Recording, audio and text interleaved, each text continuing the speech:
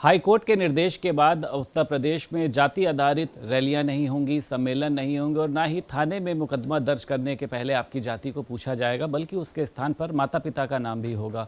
और भी कई परिवर्तन होंगे। गाड़ियों में जाति सूचक शब्द लिखने को लेकर आप अपने घर के बाहर अपने जाति की अब नेम प्लेट भी नहीं लगवा सकते हैं। उत्तर प्रदेश सरकार में मंत्री हैं नरेंद्र कश्यप। मंत्री जी, एक बड़ा मुझे लगता है कि आज के दिन के लिए ये खबर है कि ये अब जातिगत आधार पर जो भेदभाव है वो उत्तर प्रदेश की सरकार खत्म करने जा रही है। कैसे देखते हैं आप इसको?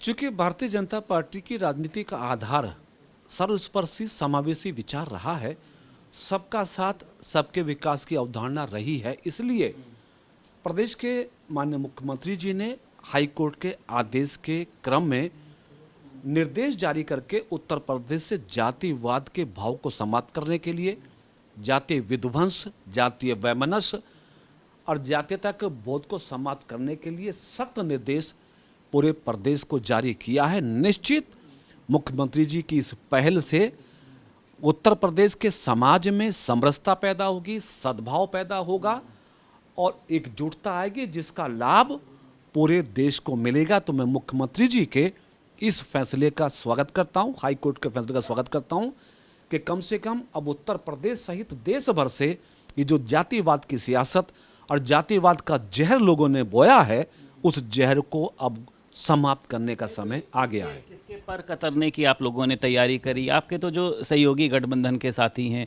उनको भी तो आपने जाति के आधार पर ही अपनी पार्टी में आपने उनको मौका दिया था। तो आपको लगता नहीं है कि चाहे राजभर समाज के लोग हों वो अब राजभर के नाम से आंदोलन नहीं करेंगे? अगर हम आरएलडी की बात करें या फिर अगर हम बात करें संजय निषाद की, तो ऐसा तो नहीं कि उनके पर कतरने की ये तैयारी है? या फिर अखिलेश यादव के पीडीए से आपको घबराहट हो रही हो कि कुर्मी का सम्मेलन ना हो, वैश्य का ना हो, जाति के आधार पर ये लोग जो हैं वोट बटोर रहे हैं? चूंकि शासनादेश उच्च न्यायालय, माननीय उच्च न्यायालय के निर्देश के क्रम में हुआ है, इसलिए किसी के पर कतरना न कतरना ये सवाल ही नहीं होता। लेकिन हाँ, ये सही है कि जो लोग जाति के नाम पर सियासत करते रहे हैं, जिन लोगों ने सियासत में जातिवाद को लाके नफरत वैमनस्य फैलाने की कोशिश की है, चाहे समाजवादी पार्टी हो, चाहे आरजेडी हो, चाहे बहुजन समाज पार्टी हो, निश्चित ऐसी पार्टियों के अस्तित्व पे संकट होगा, खतरा होगा। जहाँ तक एनडीए घटक दलों के बारे में सवाल है, तो भारतीय जनता पार्टी अथवा भारतीय जनता पार्टी के अलायंस पार्टनर सभी राष्ट्रीय सोच के साथ ओतप्रोत होकर प्रदेश के सर्वांगीण और समग्र विकास को आधार बनाकर सियासत कर रहे हैं। इसलिए भारतीय जनता पार्टी और हमारे अलायंस पार्टनर के ऊपर इस आदेश का कोई असर नहीं पड़ेगा। जी, लेकिन तो कह रहे हैं कि 5000 साल के जातिगत भेदभाव को आप कैसे खत्म करेंगे? जब उन्होंने मुख्यमंत्री के पद से उन्होंने हटे थे, घर खाली किया था, तो जाति के आधार पर ही जो है उनके घर को गंगा जल से धुलवाने का काम किया था। जिस मंदिर में वो जाते हैं आप लोग उसको गंगा जल से धुलवाते हैं।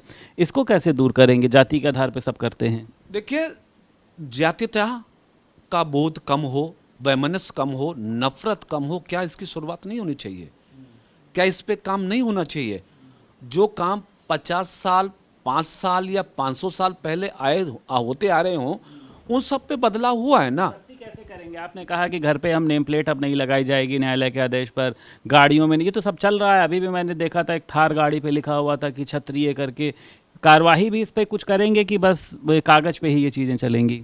देखिए, प्रदेश की परिस्थितियां बदली हैं, लोगों का, यूपी के लोगों का मनोभाव बदला है और बदलने का परिणाम ये है कि जो भी माननीय मुख्यमंत्री जी प्रदेश के हित में फैसला लेते हैं, लोग उस पर भरोसा करते हैं, मानते हैं।